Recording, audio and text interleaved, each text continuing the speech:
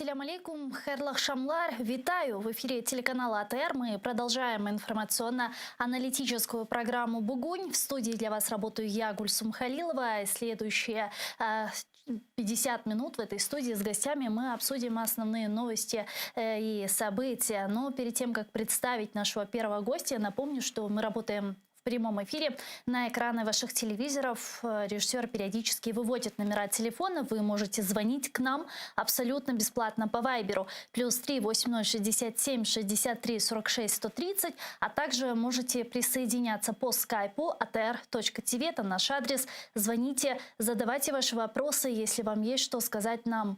Важен ваш голос. И не забывайте подписываться на наш YouTube-канал. Там мы вещаем как в онлайн-режиме, так и выкладываем самые интересные фрагменты из наших эфиров. Выкладываем практически все наши программы в записи. Если вдруг вы не успели посмотреть в прямом эфире, заходите, смотрите нас на нашем YouTube-канале, наши программы. Не забывайте ставить лайки. Это крайне важная поддержка для Первого крымско-татарского. Это поможет нам продвигать наш YouTube-канал. Я же рада представить гостя, который присоединяется к нашему эфиру. Это посол Украины в Турецкой Республике пан Василь Боднар. Пане Василю, вітаємо вас. Селям алейкум. Доброго дня, алейкум ассалам. Пане Василию, начнем нашу беседу с такого вопроса. Расскажите, пожалуйста, как в условиях полномасштабной войны России против Украины работает посольство Украины в Турецкой Республике? Насколько там сложно доносить информацию о том, что сейчас происходит в Украине? Вас слышат ли там? Так, звичайно, в нас досить дружні відносини з турецькими органами влади, і ми маємо великий круг спілкування від журналістського пулу до органів влади, суспільства. Звичайно, надзвичайно велике і добре сприйняття.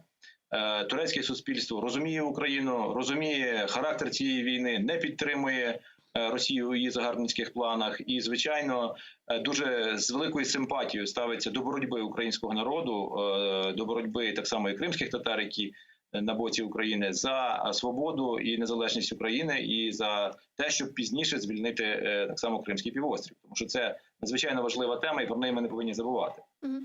Крім того, так. Да, если мы попробуем детализировать, вот как вы оцениваете поддержку Турецкой Республики Украине вот в данный момент на такой активной фазе войны России против Украины, и в чем, собственно, эта поддержка проявляется? Наше посольство перший місяць взагалі було повним складом. Ми збирали тут гуманітарну допомогу і десятками траків відправляли в Україну. Зараз, звичайно, ми працюємо з компаніями і з іншими органами влади, які нам надають так само цю допомогу, вже, звичайно, трошки в менших об'ємах, але все рівно вона існує, незважаючи на призвичайність до війни.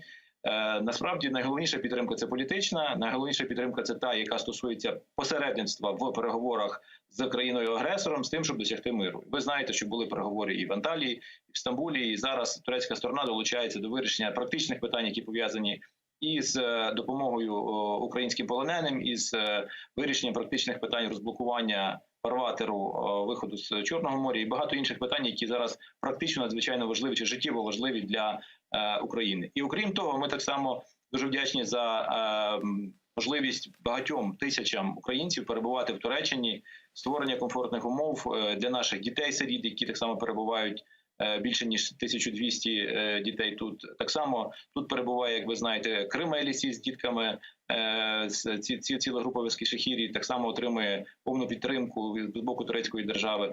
Звичайно, ця підтримка розширюється. Ми кожного тижня фактично отримуємо нові пропозиції по співпраці. Ми вже так само думаємо про відновлення нормальної кооперації в тих умовах, як ми це можемо зорганізувати. Це стосується і торгівлі, це стосується нових ділових зв'язків, а також думаем про майбутнее, про участь турецких компаний в реконструкции Украины.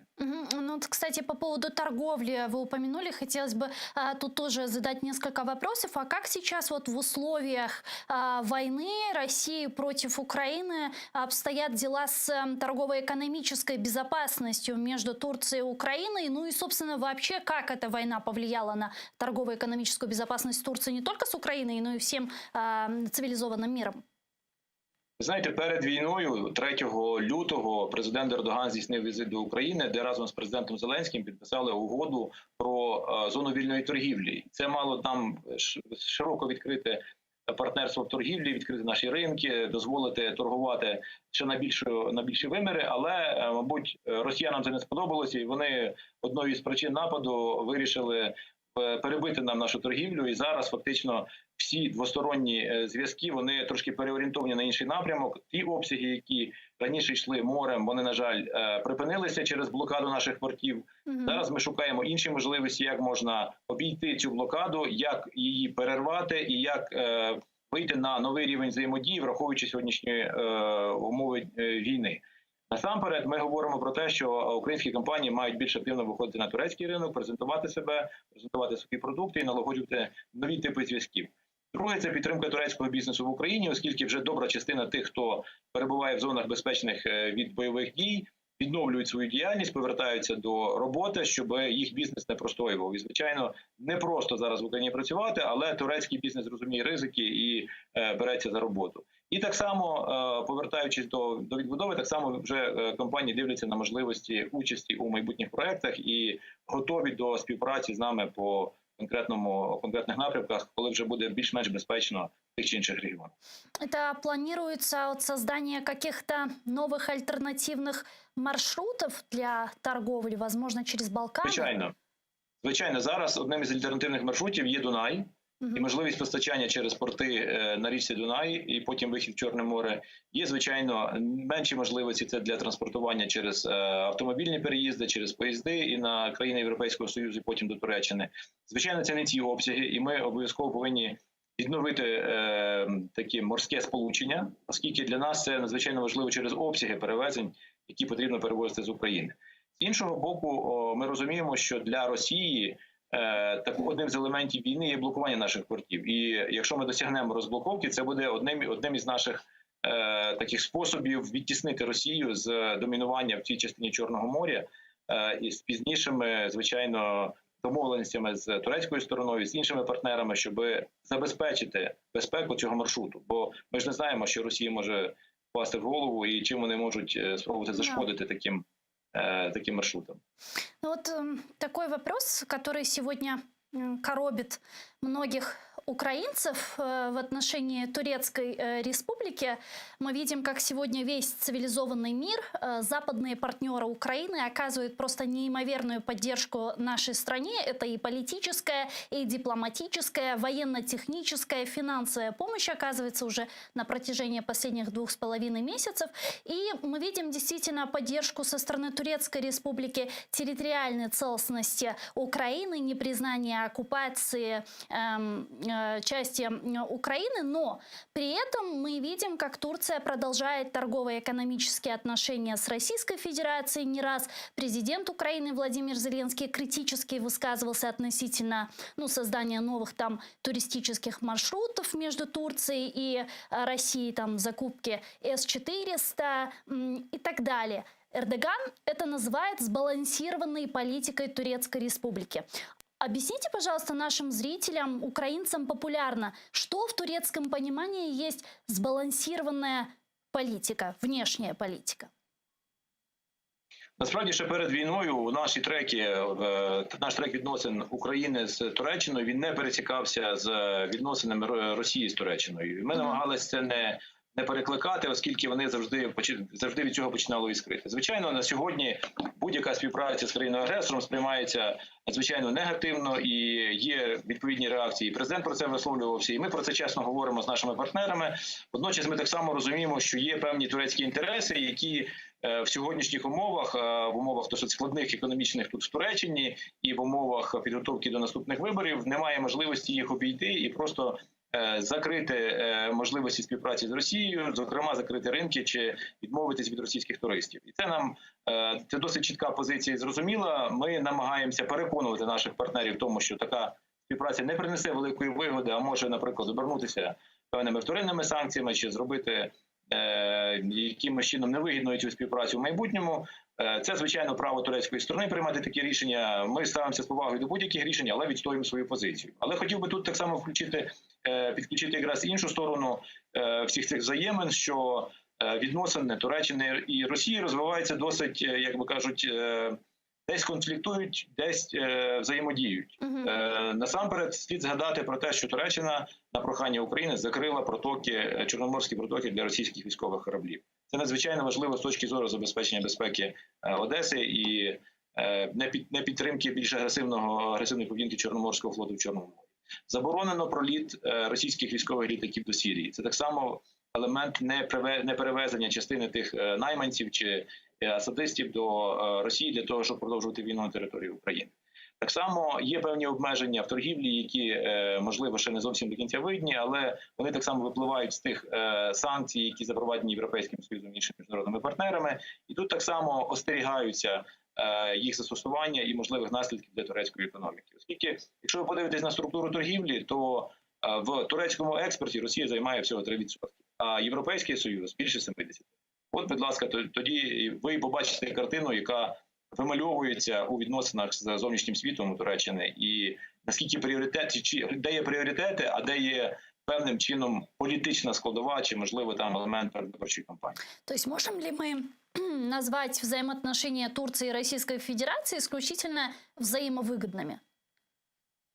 Не знаю, як вигідно для країни-агресорам, але я так розумію, що тут намагаються знайти певні важелі, так само не просто користі, а важелі впливу, щоб можна було так само бути ефективним переговорщиком і ефективним медіатором, оскільки для нас зараз і для Туреччини, і для України надзвичайно важливо припинити війну і добитися миру на вигідних для України умовах. І в даному випадку ми маємо чітке розуміння Туреччини про необхідність збереження територіальної цілісності України і встановлення миру на українських умовах. Це надзвичайно важливо, і тут, звичайно, комунікація з російською стороною не є лишньою.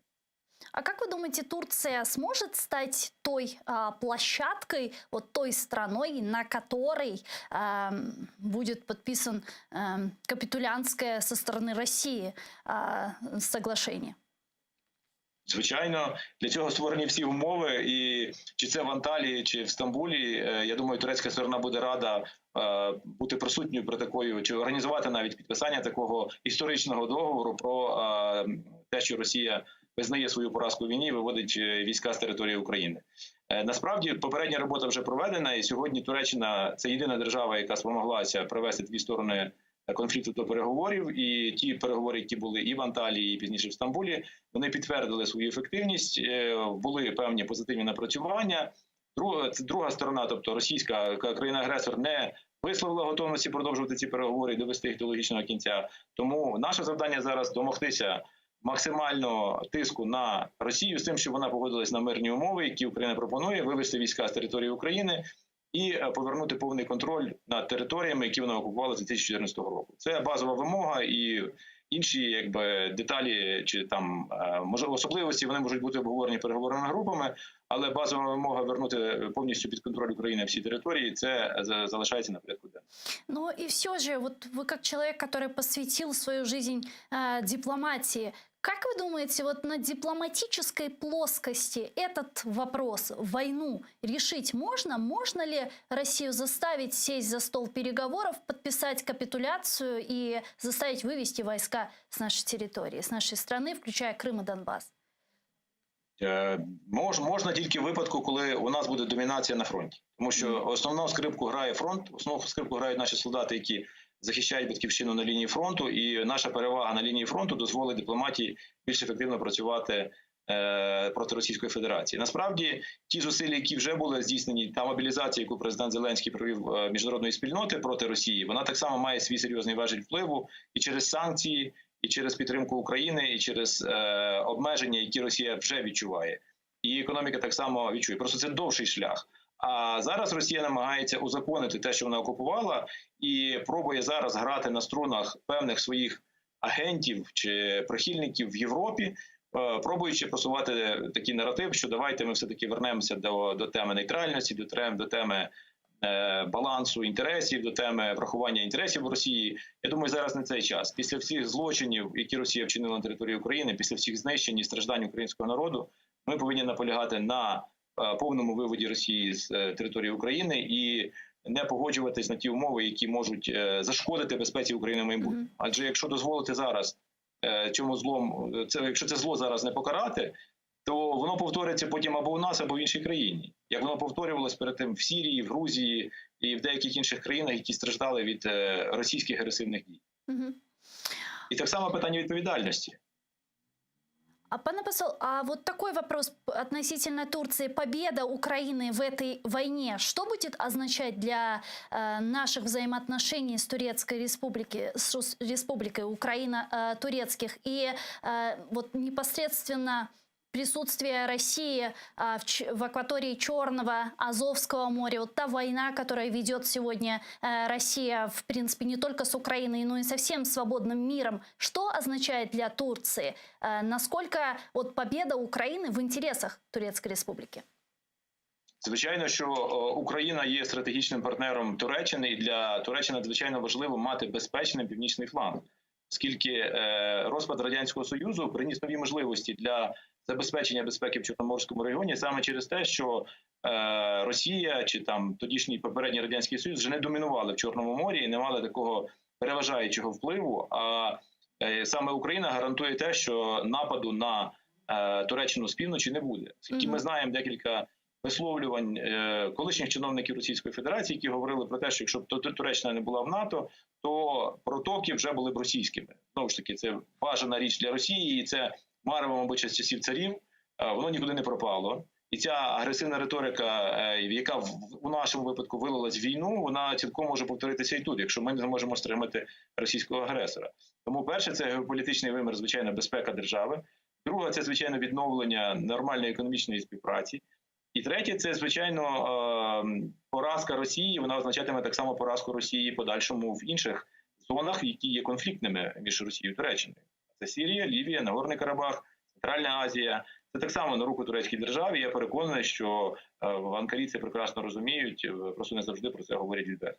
Ну, кстати, по поводу понимания, вопрос о российской пропаганде, которая, к сожалению, неустанно работает на территории Турции. Как часто вам, общаясь с представителями турецкого истеблишмента, приходится доказывать о правоте Украины? Я почему задаю этот вопрос? Потому что вот мы даже в социальных сетях, на различных турецких центральных телеканалах видим, как муссируется такой тезис из уст некоторых журналистов, аналитиков и так далее, что якобы вот та война, которая идет на территории Украины, это не война России и Украины, это война России против НАТО, что к войне с Россией Украину подтолкнули Соединенные Штаты Америки, ну и всякая остальная чушь.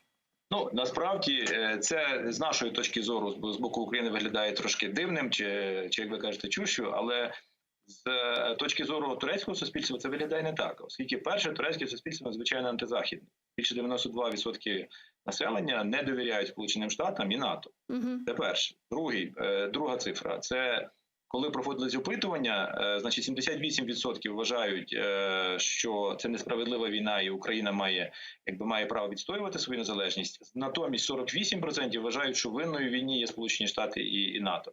Це не береться від російської пропаганди, це береться від того наративу, який існує всередині турецького суспільства. Більше того, більше 70% турків вважають, що у цій війні Туреччина має залишатись нейтральною. Звичайно, влада і навіть опозиція повинні реагувати на ці суспільні запити, оскільки ніхто не бажає втягнутися ще одну війну, маючи під боком Сирію, попередні конфлікти в Сирії і так само в Нагорному Карабасі. Тому це йде все-таки з внутрішньої політики. Це російські наративи тут працюють дуже слабо.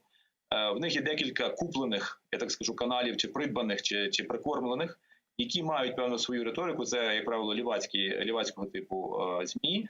Є деякі журналісти, які їм підігрують, але, я так розумію, це за певні кошти. За нашими даними, тратиться в середньому десь $5 мільйонів на цю пропаганду. Працює Спутник, працюють багато інших там ресурсів, які пробують проштовхувати ці наративи. Вони тут спрацьовують тільки у вимірі антизахідному. Але з точки зору України, мені ніколи не доводилось нікого переконувати, що Україна має право на самооборону і віддавати свої. Я вам більше скажу, що фактор Байрактару більше грає роль, ніж будь-яка пропаганда. Не треба нічого більше казати. Да, в Украине тоже. И, пане Василию, последний вопрос. Что бы сегодня вы хотели сказать украинцам, которые вас слушают с Турции? Борімося, поборемо. Це головне зараз. Ми маємо відстояти себе і ми вже доказали всьому світу, на що ми здатні. Ми маємо зараз відстояти себе, відстояти свою незалежність і братися за роботу для відбудови держави. Дякую вам дуже, пане посол. Çok sağ olunuz. Дякую Teşekkür вам. ederiz. Çok sağ olun. Teşekkür ederiz. İyi günler. İyi günler. Василь Боднар, посол Украины в Турецкой Республике, был с нами на прямой связи. Çok sağ olunuz. Мы продолжаем наш эфир и ждем соединения председателя Меджлиса крымско-татарского народа Рифата Чубарова, с которым мы традиционно, ежедневно в будние дни обсуждаем последние события. Напомню, что сегодня 89-й день героического сопротивления Украины, украинского народа российскому фашизму. А также напомню, что мы работаем в прямом эфире. На экраны ваших телевизоров режиссеры периодически выводят номера телефонов. Вы можете звонить к нам абсолютно бесплатно по Вайберу +3 8067 63 46 130, а также можете присоединяться по скайпу atr.tv. Это наш адрес. Звоните, задавайте ваши вопросы. Нам важен ваш голос. Ну и среди последних новостей хотелось бы отметить, что Италия предложила 4-этапный план мирного урегулирования в Украине. Об этом пишет «Ля Република». Сообщение о предложении Итальянской Республики Организации Объединенных Наций о плане урегулирования войны еще было на прошлой неделе, однако детали не раскрывались. И вот сегодня стало известно, что именно предлагает Италия. Как я сказала выше, это 4-этапный план мирного урегулирования. И первый пункт предусматривает, точнее предполагается на первом пункте добиться прекращения огня, что откроет возможность для дальнейших мирных переговоров. За осуществлением этапа будут наблюдать такие страны, как Франция, Германия, Италия, Турция, США, Китай, Канада, Великобритания, Польша и Израиль. На втором этапе предполагается демилитаризация фронта и проведение переговоров по международному нейтральному статусу Украины. На этом этапе также предлагается включить Украину в Европейский Союз. Площадкой для дискуссий на втором этапе по задумке должна стать мирная конференция. На третьем этапе планируется обсудить территориальные вопросы конфликта между Россией и Украиной, а точнее предполагается, что в состав Украины на условиях полной автономности вернутся Крым и республики Донбасса. Им будут даны гарантии прав на языковую и культурную принадлежность, установление полного самоуправления, самостоятельного обеспечения безопасности. И 4-й этап включает в себя заключение соглашения о мире и безопасности в Европе, которое будет регулировать отношения между Россией и ЕС. России предлагается отвести войска занятых территорий, с чем будет связана постепенная отмена санкций, говорится в плане итальянского министерства иностранных дел. Главными условиями станут стратегическая стабильность, разоружение и контроль над вооружениями, предупреждение конфликтов и мера по укреплению взаимного доверия России и Европейского Союза. С нами на прямой связи председатель Меджлиса крымтатарского народа Рифат Чубаров. Рифат ага, селям алейкум, хайрлах шамлар. Алейкум селям, хайрлах шамлар. Рифат ага, вот только что я зачитала предложенный Италией 4-этапный план мирного урегулирования войны в Украине. Вы успели ознакомиться или нет? На жаль, так детально, як, здається, ви ознайомились, я не встиг. Ми тільки приїхали, були сьогодні в Гостомелі. Так. Їздили і зустрічалися з тимчасово виконуючим обов'язки міського голови. Ви знаєте, в Гостомелі міського голову було вбито російськими окупантами під час окупації Гостомелю. Від імені Меджлісу кримтатарського народу ми привезли гуманітарну допомогу, яку отримали через турецьких партнерів, європейських партнерів, і подивилися наслідки тих злочинів, які були здійснені російською армією, незважаючи на те, що вже більше місяці, як вже скоро 2 місяці, як звільнено Гостомель, інші міста. Але те, що ми там побачили, це просто шокує. А каким вы увидели Гостомель? Расскажите для наших зрителей. І коли на початку квітня ми їздили в Бородянку по розруйнованих, розстріляних селах, я не наважився друкувати, обнародувати фотографії, які я робив там. Але, можливо, сьогодні вночі пару фотографій з Гостомеля я все-таки викладу в себе на Фейсбуці. Це щось жахливе, знаєте, це якась космічна катастрофа, коли ти йдеш біля багатоповерхового дому, і він наполовину, він просто розп'ятий, просто дира, яка висотою 4 поверхи. Тобто всі поверхи, вони зруйновані, і велика така дира в цьому будинку. А коли туди попадали ракети, там були люди. Гуманитарную помощь, вы сказали, отвозили жителям Гостомеля. Когда вот мы были в Гостомеле, это буквально через неделю освобождения от российских оккупантов, там практически не было жителей, местных жителей. Сейчас, я так понимаю, уже местные жители стали возвращаться в Киевскую область. И жили ли, по вашим данным, возможно, в Гостомеле или продолжают жить крымские татары, ну или мусульмане? Ну, дивіться, ми тут так особливо в це не поглиблювалися, щоб уточнювати етнічний чи релігійний склад. Але, як кажуть місцеві депутати і виконуючі обов'язки голови, Тарас такий дуже динамічний, один із місцевих керівників, кожного дня повертаються люди. І коли ми запитали в нього, яка найголовніша для нього проблема для міста, ми думали, що він зараз скаже, що саме це продукти харчування, або там одяг, чи дитячі там якісь засоби, але він одразу сказав житло. Житло, бо люди повертаються, нема де жити. Люди повертаються і стоять біля своїх розруйнованих квартир чи під'їздів. І це проблема не тільки Гостомелю, це проблема всіх розруйнованих і сел, і міст. Кожного дня повертаються люди. І тут дві проблеми, які зараз в Україні вони становляться дуже актуальними. Це житло, робота і продукти харчування. Ну, нашу беседу, Рифат ага, мы начинали с предложенного Италией мирного плана урегулирования войны в Украине. Он состоит из 4 пунктов. Я для вас их озвучу, и я бы хотела, чтобы мы с вами обсудили все же этот мирный план и почему, собственно, его предлагает Италия. В чем здесь интерес Италии? На первом этапе предлагается добиться прекращения огня, что откроет возможность для дальнейших мирных переговоров. За прекращением огня будут наблюдать такие страны, как Франция, Германия, Италия, Турция, США, Китай, Канада, Великобритания, Польша и Израиль. В принципе, те страны, которые Украина предлагала стать гарантами безопасности. На втором этапе предлагается демилитаризация фронта, проведение переговоров по международному нейтральному статусу. На третьем этапе планируется обсудить территориальные вопросы конфликта между Россией и Украиной. Тут уточню, что предполагается, что в состав Украины на условиях полной автономности вернутся Крым и Республика Донбасса. Им будут даны гарантии прав на языковую и культурную принадлежность. И 4-й этап включает в себя заключение соглашения о мире и безопасности в Европе, который будет регулировать отношения между Россией и Европейским Союзом. Ну, для начала, как вам?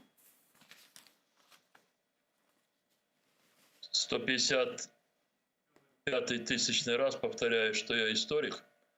И хочу напомнить тем, кто выписывал в Италии такой план, но подчеркивая, конечно, то, что это их суверенное право предлагать Украине, как выйти из этой ситуации, но мне представлялось, что таким правом не стоит все-таки злоупотреблять, потому что можно просто, но, знаете, выглядеть нехорошо.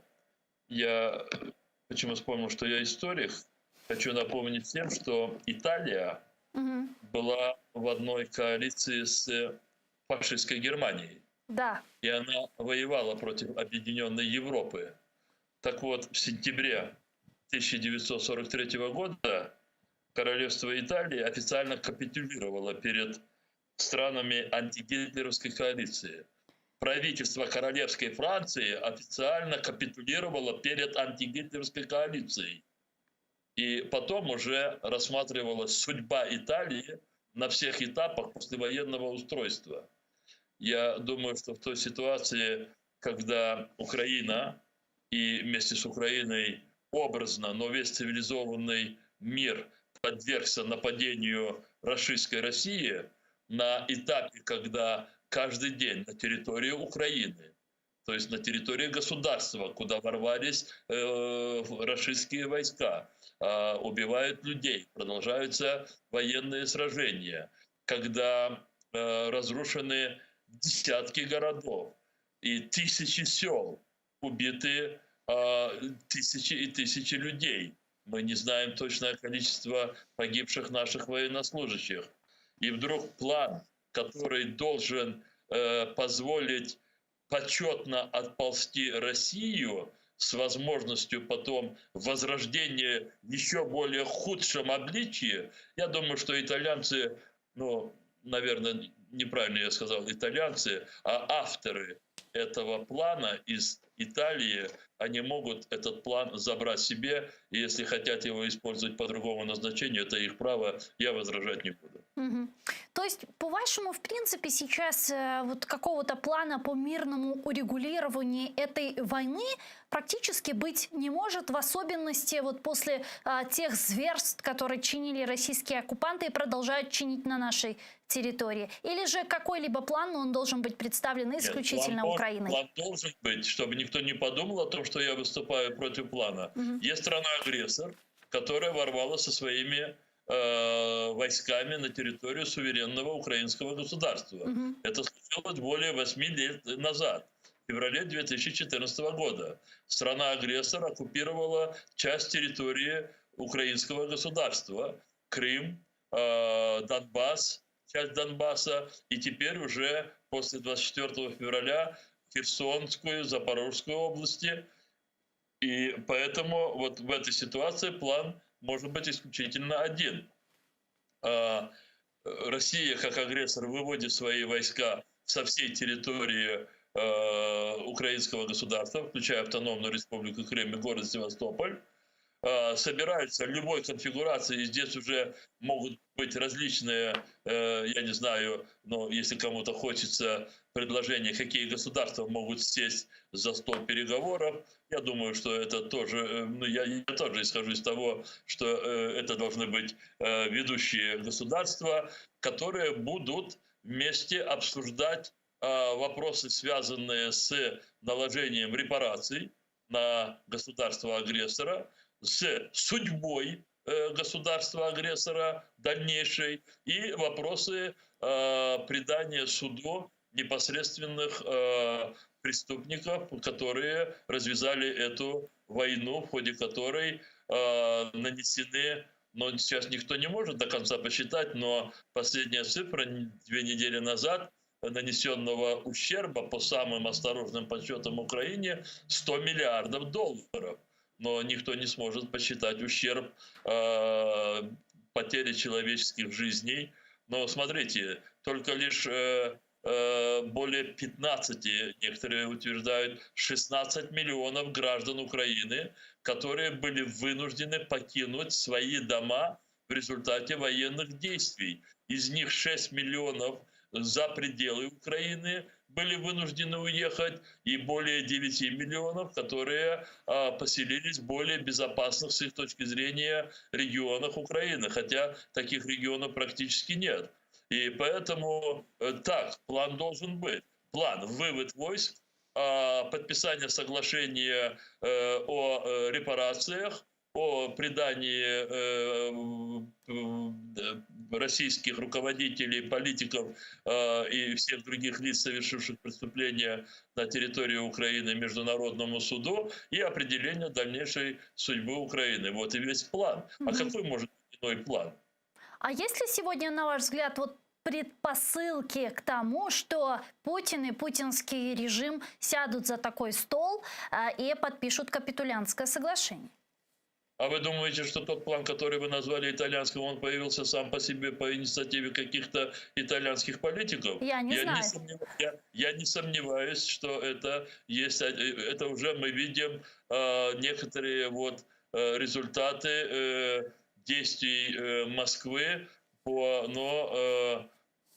попытке выйти из этой ситуации с минимальными потерями, и они эти свои действия начинают на самых дальних подступах, не прекращая войны, декларируя о том, что они не изменили своим первоначальным планам и задачам, угрожая странам Балтии, Польши, другим государствам, что они могут перенести военные сражения на их территорию. Тем не менее, понятно, в Москве, в Кремле идет уже паника, и они пытаются прощупывать различные варианты, еще раз повторяю, относительно такого безболезненного и без ощутимых потерь выхода из этой ситуации. И те, кто составил этот план, называемый итальянским, несмотря на то, что в него, насколько я понимаю, вовлечены чиновники высокие с Министерства иностранных дел Италии, это не есть план, который должен был быть предложен Украине. Я очень сожалею, что органы государственной власти Италии, в частности МИД Италии, в общем-то, оказался втянутым в такие авантюрные действия. То есть можем ли мы вот закрепить, значит, можем ли мы сделать вывод, что Россия сейчас, понимая, что вот провалились полностью с так называемой спецоперацией в Украине, подключает всю свою агентурную сеть, которая есть на Западе, включая представителей западного истеблишмента, чтобы те постоянно говорили о необходимости сохранения там лица Путина, сохранения там взаимовыгодных торгово-экономических отношений с Россией, что нельзя там разваливать Россию полностью и так далее, так как это в первую очередь навредит нам. Я напомню, что об этом постоянно говорил Джузеппе Конте, премьер-министр Италии, в свое время. И вот таким образом они предлагают такие якобы со своей стороны мирные планы урегулирования этой войны. Конечно, конечно, можно говорить о том, что мы еще увидим, может быть, если не десятки, то не один еще, схожие, может быть, по сути планы. Может быть, они будут отличаться по конфигурации. Меня, по крайней мере, очень возмущает то, что они как будто бы думают о Крыме, и как бы даже, знаете, и оформление такое благое, что и Крым, и Донбасс должны вернуться в состав украинского государства. Ну, спасибо, итальянцы, а то мы не знали. Они обязательно вернутся в состав украинского государства, но на правах широкой автономии для того, чтобы дать возможности, и там, если я не ошибаюсь, они там еще говорят о языковой проблеме. Да. Они хоть раз помнили о крымских татарах, о коренном народе Крыма. Но я думаю, что мы еще на вот эти предложения соответствующим образом отреагируем. Я бы начал бы, наверное, если бы я был бы в числе авторов, которые и в Риме сидели бы, выписывали такой план, я бы начал бы того, что написал бы, что итальянское государство приносит официальные извинения за то, что в самом начале войны, развязанной Россией против Украины, некоторые известные итальянские политики были втянуты в авантюру Путина, и в частности Берлускони, который в апреле 2014 года посетил незаконно украинскую территорию, уже оккупированную российскими войсками. Это было бы честно, справедливо, и, может быть, после этого они бы вышли бы более-менее на объективно какие-то, знаете, такие взвешенные предложения. Но я еще раз хочу сказать, это их право. Некоторые государства вместо того, чтобы помочь украинскому государству оружием, финансами, транспортной логистикой, чтобы мы выстояли против российской агрессии, чтобы мы восстановили свою территориальную целостность, включая Крым, они просто готовы сидеть и выписывать всякие бумажки. Это их форма помощи России. Это мое представление о цели вот подобного рода планов. Те, кто хочет серьезно выписывать план, они приезжают в Киев, встречаются с президентом Украины, МИДи Украины, проводит широкие консультации и обязательно встречаются с Меджлисом крымско-татарского народа, представительным органом коренного народа Крыма. Это нас сегодня убивают, наш народ сегодня терзают в оккупированном Крыму, нас выдавливают из Крыма при особом попустительстве ряда европейских государств, включая Италию. Сегодня президент Украины Владимир Зеленский сделал такое заявление. Он сказал, что эту широкомасштабную войну можно было бы предотвратить еще год назад, если бы Запад ввел те санкции, превентивные санкции, о которых говорила Украина. А как вы думаете, действительно ли эту войну можно было бы избежать превентивными санкциями? Или же нынешний процесс, учитывая режим Путина, он был неизбежен? Эту войну следовало и можно было остановить. Можно было остановить и 8 лет назад, и 7, и 6 лет назад. И можно было остановить, как сказал президент, и год назад. Мы вспомним, что было год назад в это время. Это был уже такой пик подготовки к Крымской платформе. Май, июнь, июль. И в сентябре, 22 сентября, открылась Крымская платформа в городе Киеве, в котором участвовали более 40, если я не ошибаюсь, 43 государства и 4 международные организации. 46-47 участников Крымской платформы. Государства участвовали, как правило, в лице своих президентов, премьер-министров и министров иностранных дел. И мы же помним все те выступления, в том числе очень такие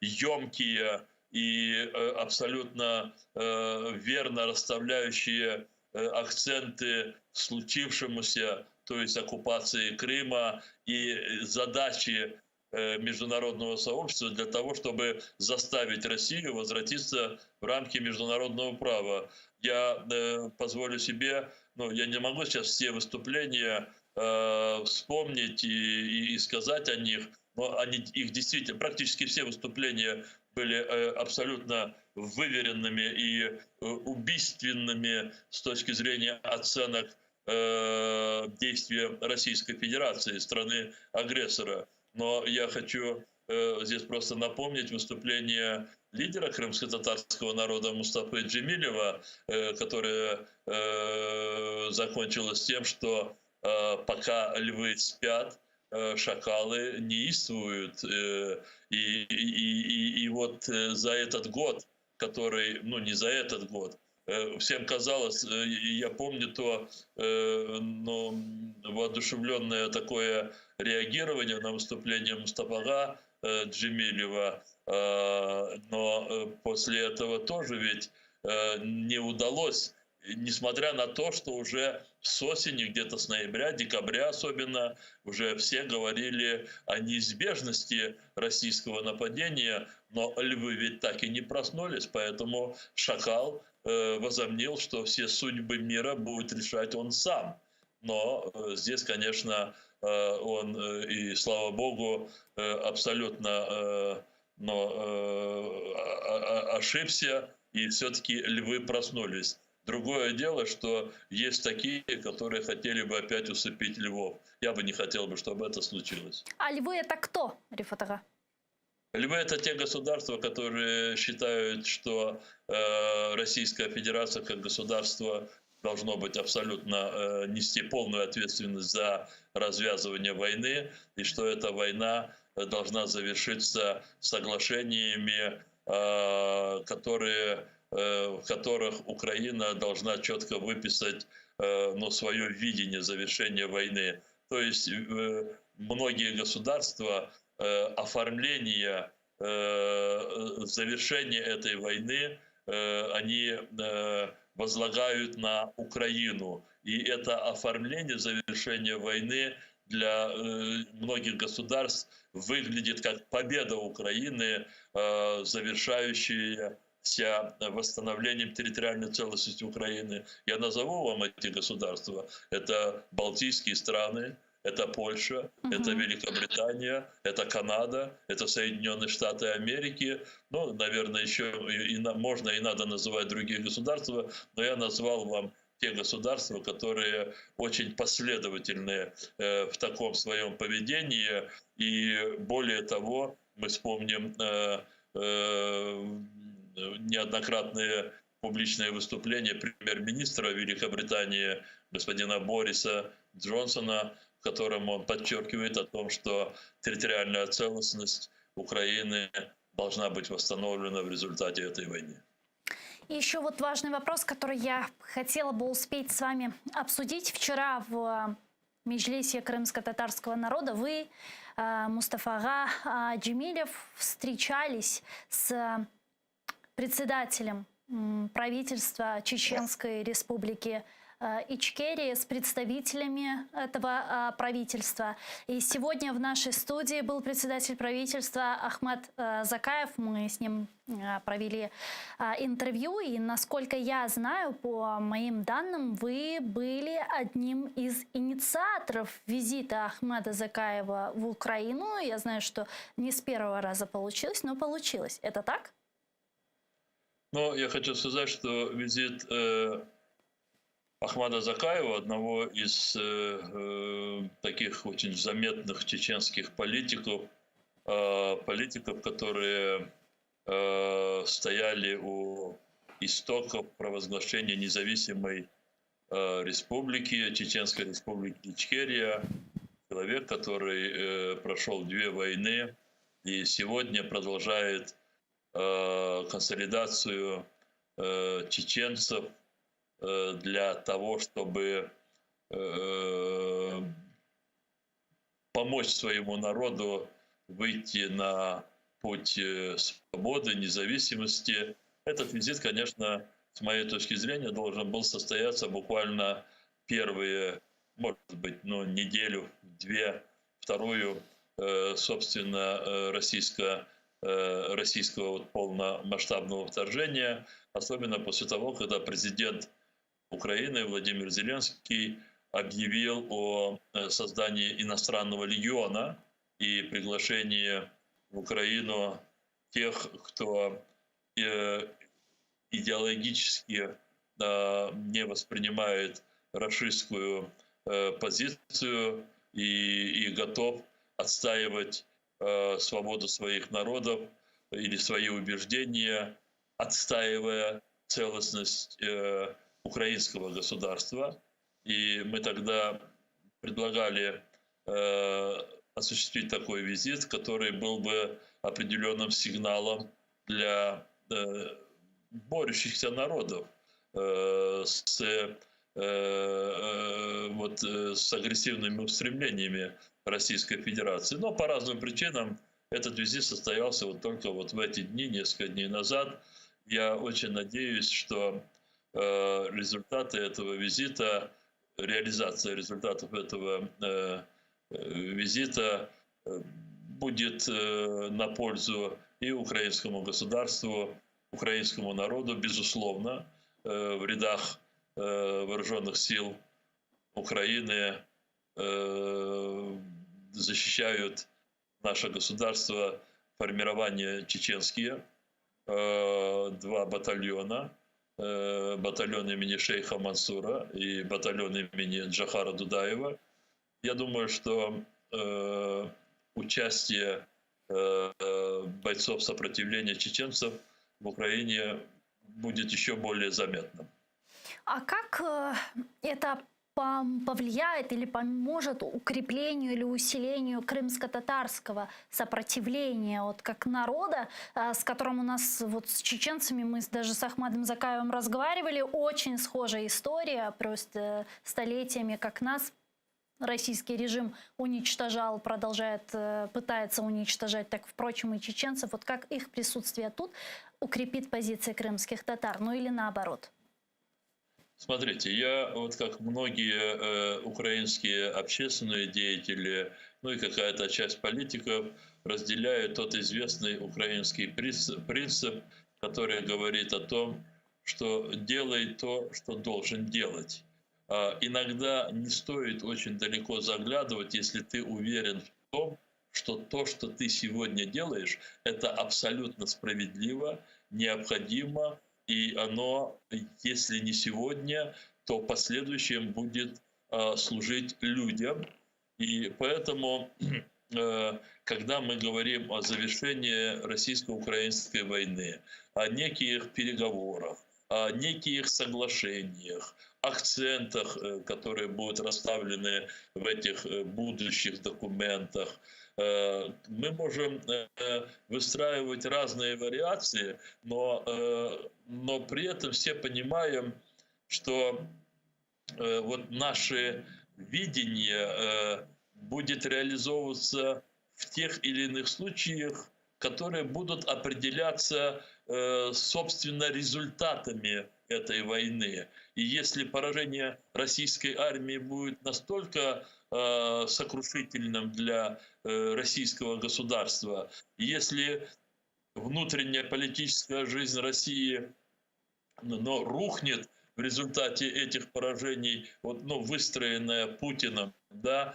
в виде такой жесткой централизации, то, наверное, мы будем иметь больше шансов, как государство Украина. Я сейчас хочу говорить о том, что было бы максимально желательно для украинского государства, даже при условии того, что мы подписываем соглашение, к нам восстанавливается суверенитет над всеми оккупированными территориями, выписываются механизмы репарации за нанесенный ущерб, определяется порядок привлечения российских преступников Международным трибуналом к ответственности. Это тот минимум, которого мы должны добиваться, но есть еще другие наши ожидания, которые также для государства украинского очень важны.